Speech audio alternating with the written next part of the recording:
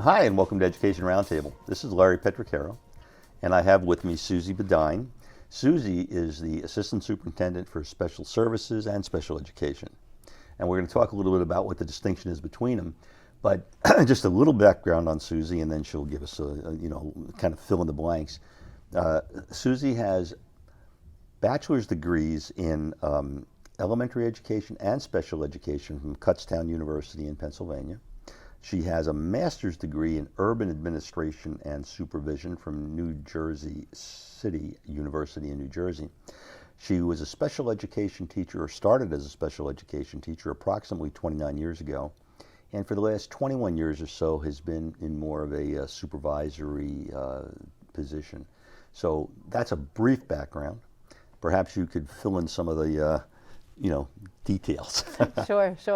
So like you said, I did start in education 29 years ago as a special education teacher, and I did that for a number of years, and then I moved into administration. I really spent the bulk of my career at this point in administration. So my administrative career has spanned across both public school education, like mainstream in-district education, as well as out-of-district education. And I served several of my years working in the population of students with emotional and behavioral difficulties.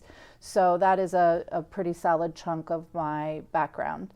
I then moved into mainstream education, public education, and worked as an assistant principal. I worked as a supervisor and then a director.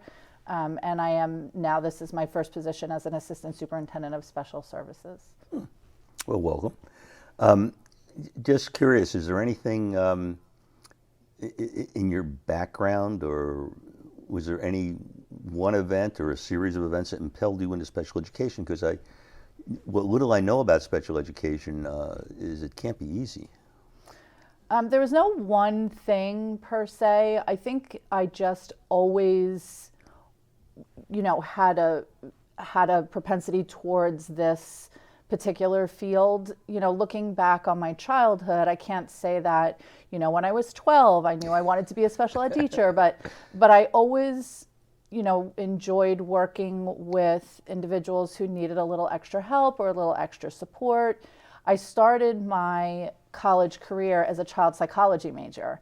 And as I kind of got into that a little bit, I realized it wasn't like quite the right fit. And I found my way to education. And when I got into education, I'm like, oh no, this is it. This is my thing, So I then changed my major and obviously went into education. And at one point in my career, in my administrative career, I wasn't exactly sure what direction I wanted to go. And I took a position as a high school assistant principal for one hot minute.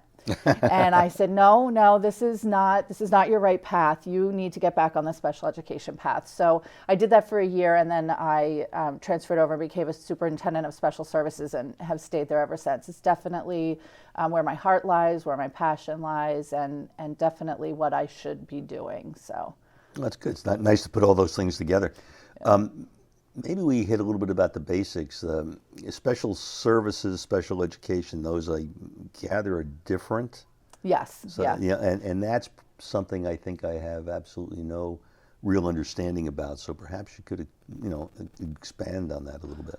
Sure. So special services isn't really a legal term. It's not something that you find in the New Jersey Administrative Code or something like that. It's a term that we use to describe in this district what I do.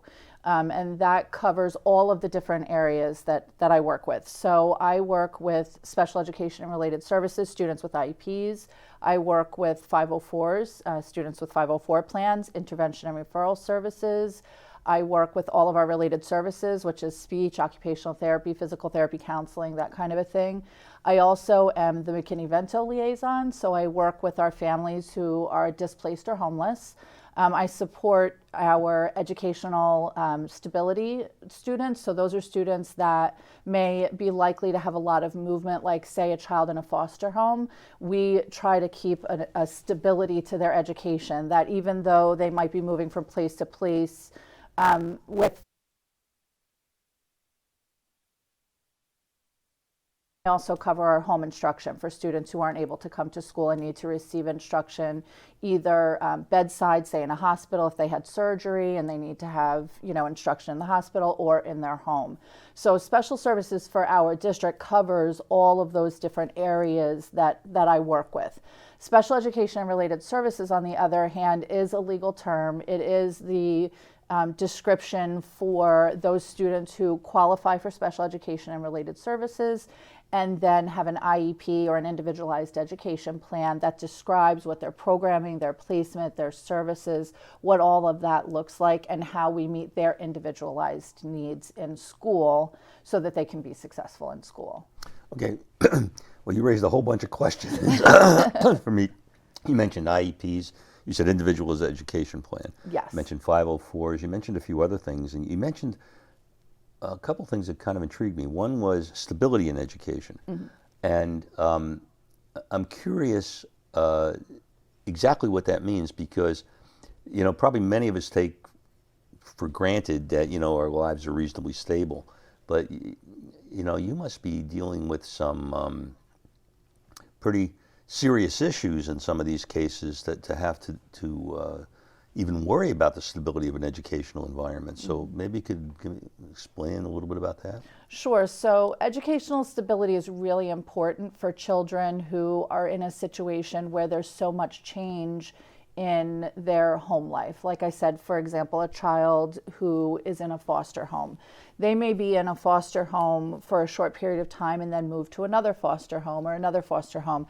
And what we don't want is we don't want children to have to change schools every time they move from foster home to foster home if we can help that.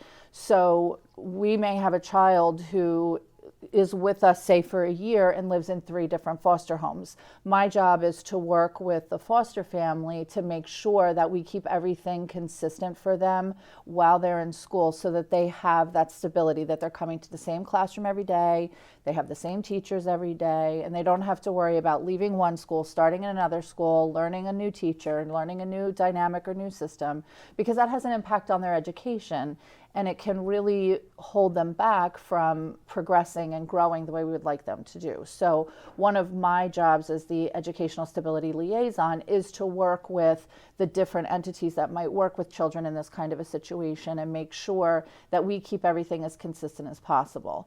Another piece of that is when you have children that move from place to place, records can be lost, report cards can, what courses did a child take, what courses do they need, what supports do they have. So we make sure that if the child does move to another school, we get all of that information together and we make sure that the next school gets it and that they can have any questions answered that they need, so they're prepared to support the child in the most effective way when they receive them. In terms of educational stability, you mentioned moving from foster home to foster home or foster family to foster family. Could that span different districts? Yes. So we have to, or you have to, I suppose, make arrangements for that transportation and so forth? Yes, yes. We work on all of those different components from the holistic point of view to get you to school, to make sure when you're in school you have the supplies that you need, you get lunch and breakfast every day, you have transportation home, we're in contact with the family that you're living with to make sure they have what they need. So there's a lot of different pieces to that to make sure that the school day from the start of where we pick you up to where we drop you off in the afternoon, is intact and stable and consistent for the child. And the other districts, they cooperate in terms of the transportation and so forth? Yeah, so usually we have educational stability liaisons. So one educational stability liaison to another, we would reach out to each other, work cooperatively together to do what needs to be done to support the child. You also mentioned something about records. You mentioned trying to keep a continuity of the records. I mean, it sounds so simple, but I suspect it isn't, because I've run into situations where, we've got adults looking for birth certificates and things like this. I mean, do you run into that kind of thing where you're looking at a basic record, proof of being where you were born and so forth? So usually when we have a student register with the district, we get all of that information upon registration. So that's not typically where we run into issues, but I'm sure those issues could come up. Where we typically run into issues is with a child that comes to us and their report cards are missing, their transcripts are missing, their previous IEPs are missing, their previous 504 plan, that kind of a thing.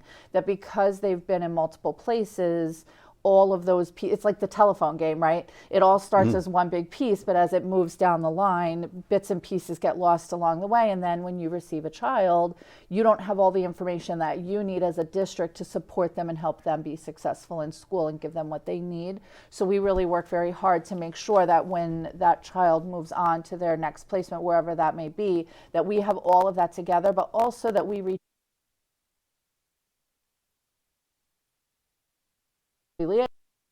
educational stability liaison in the new district, and I'll say, okay, we have the records, they're coming, what questions do you have, what do you need, let me give you this information, whatever the case may be, to make sure that the new district is fully prepared to support that child. You have a question about that too, but you mentioned IEPs and 504s. Are they the same or are they different? They're different. So an IEP is an individualized education plan for a child who qualifies for special education and related services. And we can talk about qualifying for special education and related services if you'd like. Then there is a Section 504, which is a completely different component, but have many similarities. So a Section 504 plan is for a child who has a disability that is impacting their education in some way, and they require accommodations and modifications to help them have access to their education and to be successful. So, for example, I'll give you an example of a Section 504 plan. We may have a child with, say, diabetes that needs to go to the nurse sometimes and receive medical support for, say, low blood sugar or high blood sugar, that kind of a thing. So, as an example, if we have a child who has diabetes and in the middle of a test they need to leave and go to the nurse to receive medical care for their diabetes, we give them extended time to finish the test so that they have enough time to finish the test even though they had to leave and go receive support from the nurse. So that's an accommodation that might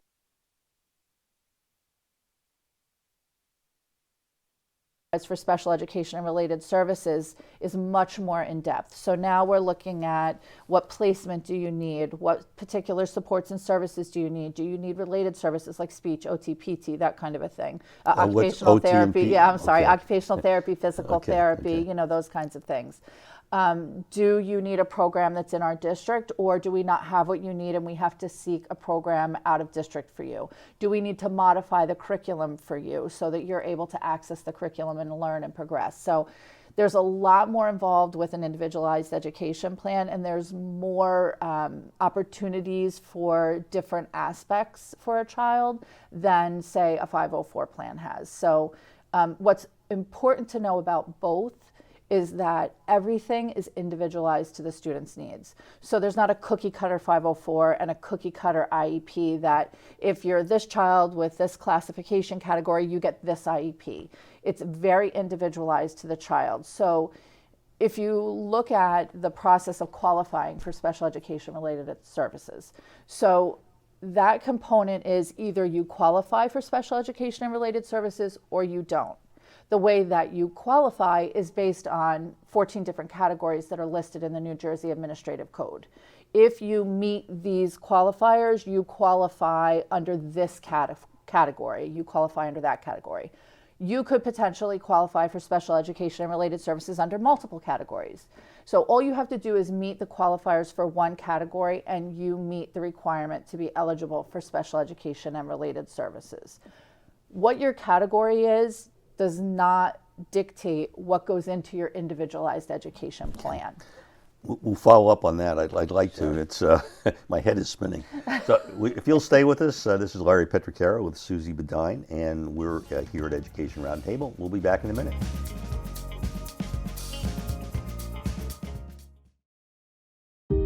In America, millions of families are facing hunger. Many are forced to choose between food and other necessities. I'm stuck between paying for medications or paying for food.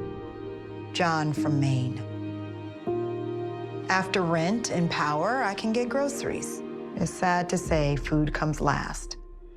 Anna from Texas. The Feeding America network of food banks helps provide over 6 billion meals to people in need each year. I thought pantries were for less fortunate people, but anybody could be less fortunate in a day or even a second. Claire from Virginia. Now I can provide food for my family again. It's not a handout, it's a hand up. Liam from Ohio. No one should have to worry where their next meal will come from. Together, we can end hunger. Learn more at feedingamerica.org.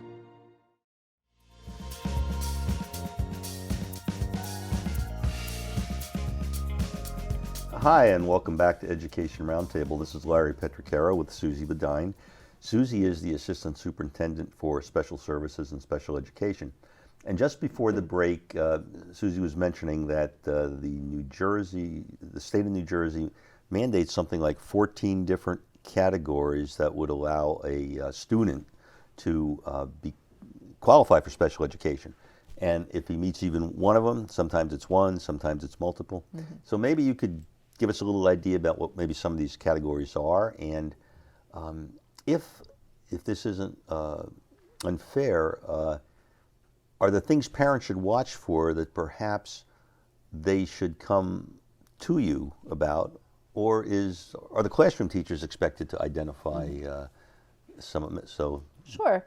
So the New Jersey Administrative Code is the law, so to speak, that kind of governs all of the rules and the guidelines and so on and so forth for special education and related services. So in the New Jersey Administrative Code, it speaks to those 14 different categories. So if we have a child who's been referred to the Child Study Team for potential evaluation, and we could talk about who the Child Study Team is too, because everybody might not know that, right? Right. So if we have someone who's been referred for potential evaluation, and we find that the child's, eligible for evaluations, we will evaluate the child in the suspected area of disability. So based on the information that we receive about what's happening in the classroom, what's happening at home, maybe a diagnosis that a particular child has received from an outside doctor or something of that nature, we will look at those 14 categories, decide which ones we think are the area of suspected disability, and then we'll complete evaluations in that area. So for example,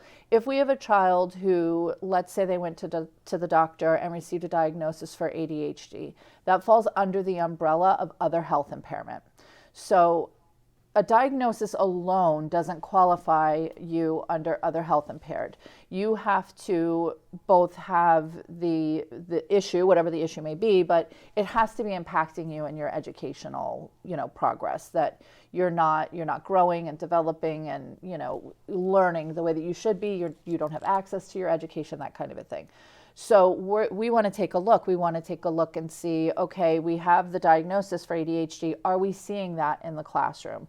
We do an educational evaluation and we look at all of your educational areas. Are you learning at the rate you should be learning? Are you growing, educationally the way you should be?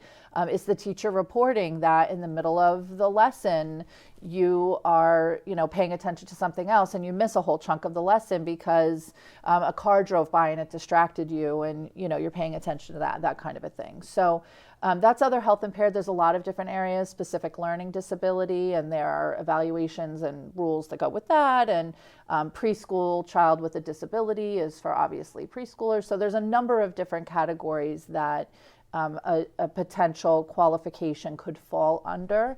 And then when we look at those categories, if we have a child who qualifies under more than one category, we have to list a category. So what we'll usually do is pick the category that we feel is the most prevalent, the most impactful category, list that for qualification purposes, but then we also write into the individualized education plan that the child also qualifies under these categories. It affects the child in these ways. And there is a section of the IEP that talks about how their disability affects their learning and their growth educationally.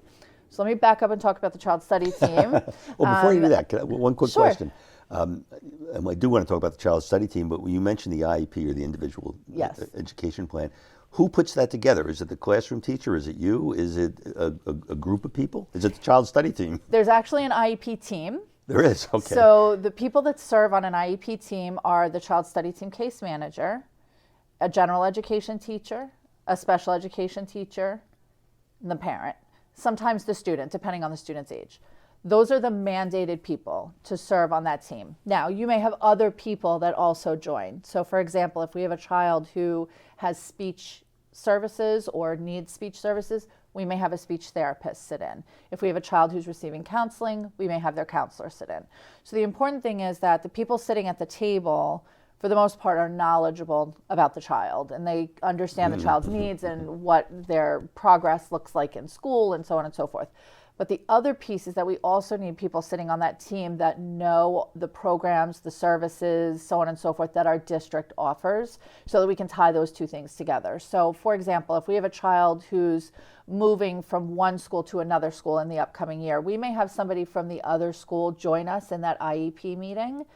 They don't necessarily know the child, but they know everything that's happening at the new school. So when we put that plan together, everybody plays a part in making the decision. It's a collaborative decision, and everybody has a voice at the table to help develop that plan and the individualized components for each child. So one child's IEP may look completely different from another child's IEP, which it should, because we're meeting that individual child's needs.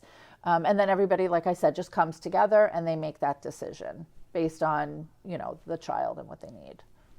Okay. And child study team. Child study teams. Let's go back to that. So every school has a child study team. Child study team consists of a school psychologist, a school social worker, and a learning consultant. They each play a different role in the whole picture. So your social worker has to deal with components like family dynamics, mental health components, that kind of a thing. Your school psychologist deals with learning capacity, like the IQ, as well as mental health components. And your learning consultant deals with the educational component and what instruction itself looks like in relation to the child's individual needs.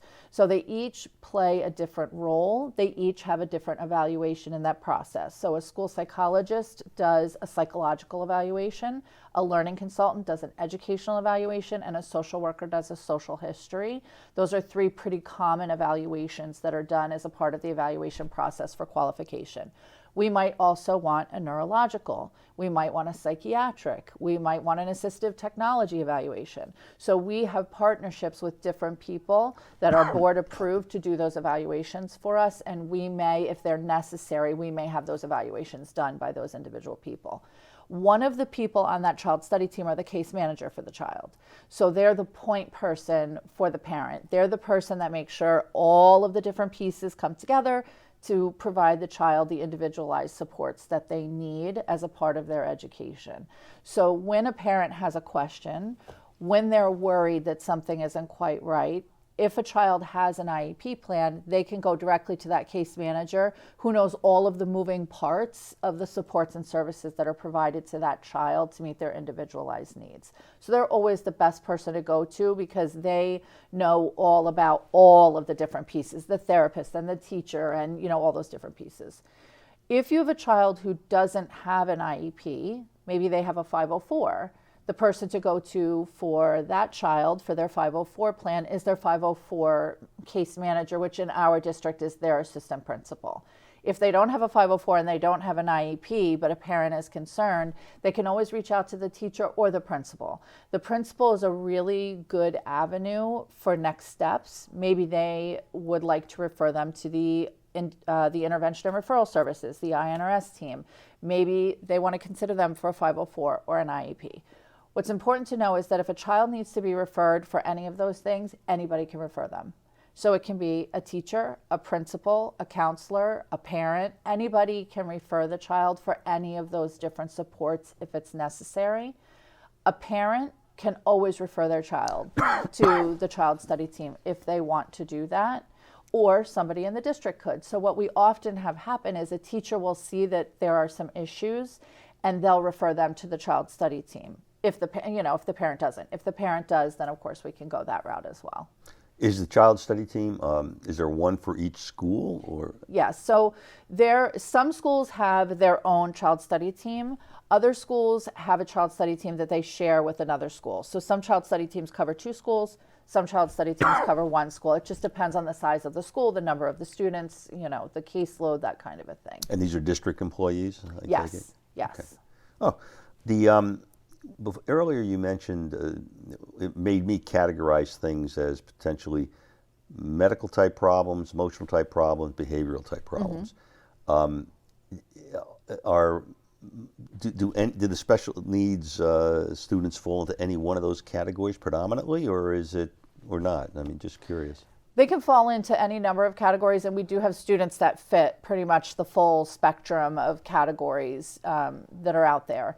We have our higher numbers fall under the autism category and the specific learning disability category. I believe, if I remember correctly, those 2 categories have our highest number of students classified under that category, but we have students pretty much under every category in the code. Autism is something we hear a lot about, so we probably presume we know, but probably don't. But the other one you mentioned is learning disabilities or something like Yes. that. What's an example of a learning disability? How is that identified? So typically what happens is you'll have a child that's struggling in school in whatever area, English for reading and writing, or math for, their math skills, which will trigger someone to refer them. So when they're evaluated, we do a psychological evaluation and an educational evaluation. The psychological identifies the IQ of the child, the learning style of the child, how they take in information, how they give back information, and that kind of a thing. Then we have the educational evaluation, which looks at how the child is performing educationally. When we have a child with a specific learning disability, their IQ will say that they have the capacity to learn at this level, but their educational scores will say, but they're actually learning at this level.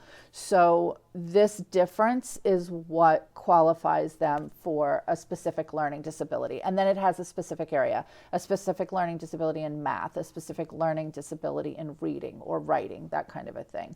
And then according to the components of the qualifications under the category, that's how they would qualify for a specific learning disability. Okay. Well, and you mentioned earlier too about the in-district, out-of-district, that Yes. there are things we can handle here, and when they're handled here, are they handled by the classroom team? Well, I guess it depends on where you are in that Yes. in that Yeah, education. it depends on what your individual needs are. Yeah. And also, yes. I guess where you are. I mean, in high school you have lots of different teachers and different courses, and elementary schools you generally have one teacher.